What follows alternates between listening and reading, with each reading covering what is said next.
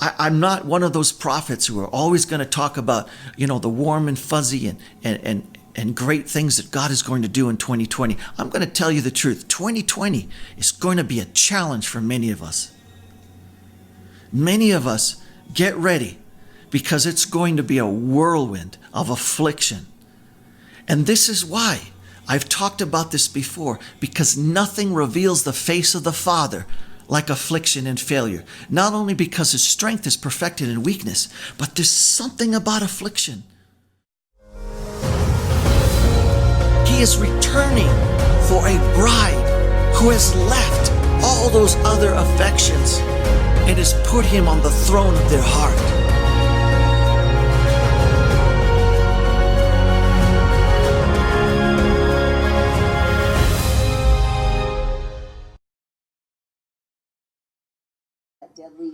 Hey friends, welcome back to the reboot. I want to preface everything I'm about to say with this one statement. Hope for the best, but prepare for the worst.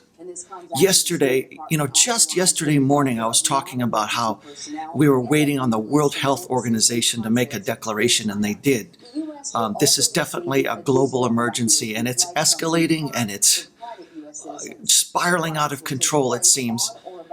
Again, I'm not an opportunist and I'm not an alarmist.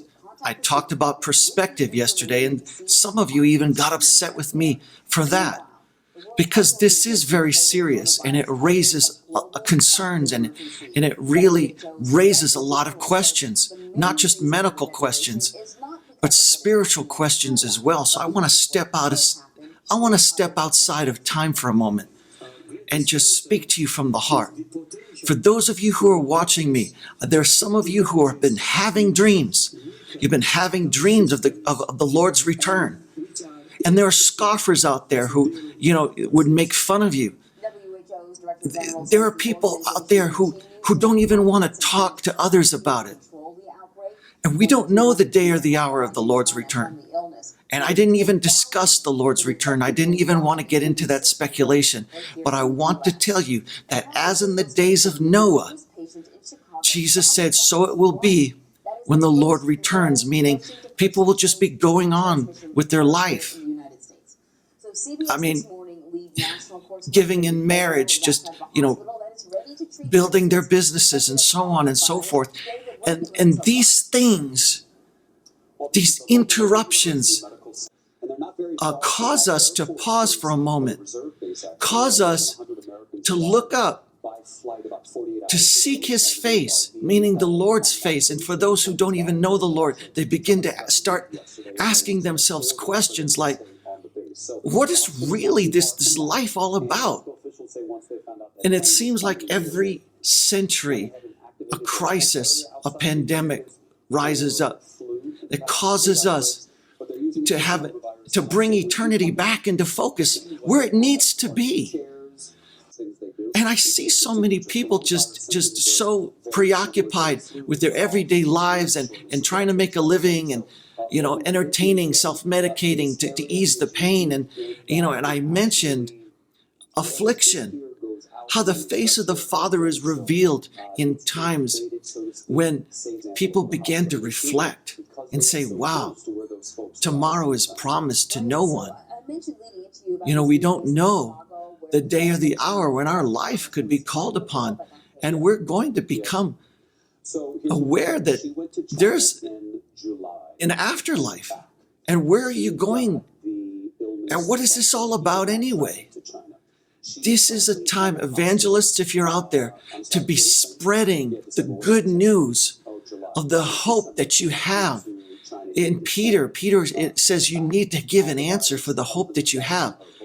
During these times when people are asking questions and they're wondering what on earth is going on, and is this the sign of the end? I'm not even going to go there, but I'm going to say to you, the Lord is your shelter and your refuge and your strength in these seasons. And if you don't know the Lord today,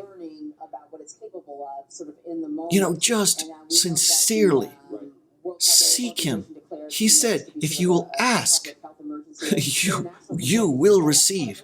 If you seek, you will find, and the door, if you knock on it, will surely open up to you.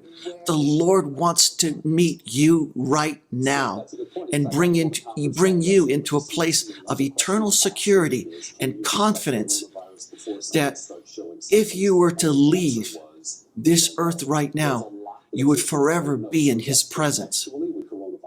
This is an opportunity for you to know your Creator, to know the one who knows you and made you in His image.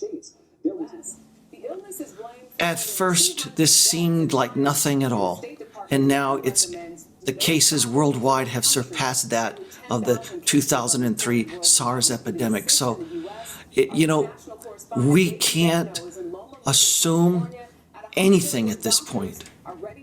Hope for the best, but prepare for the worst. And again, prepare your heart and prepare yourself spiritually. If in fact there are a lot more deaths than are being reported, then we really have something to worry about. Someone on Facebook made a comment like, you need to be a lot more worried about the flu. And this really is a lot like the flu, just much stronger. And just because developed countries like the United States are probably at very low risk, we need to have a heart and we need to pray for people that are going to suffer greatly. This, more than at any other time, is an opportunity for you to pray like you've never prayed before.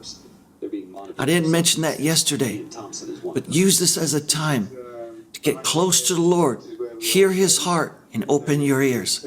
In Jesus' name. I'll continue to post updates if I feel they're warranted. But I really sense, as some of you already have, in the last few months, that something was on the horizon. That it wasn't, just going to be the warm and fuzzy feel-good New Year. That something was brewing, and it's responsible for us to be just as sober as we are celebratory and just as cautious as we are hopeful. Until next time, be blessed as always. Subscribe if you haven't so you won't miss out as we go forward. And may God continually empower you and strengthen you with His Spirit. I'll talk to you soon, I promise. Bye now.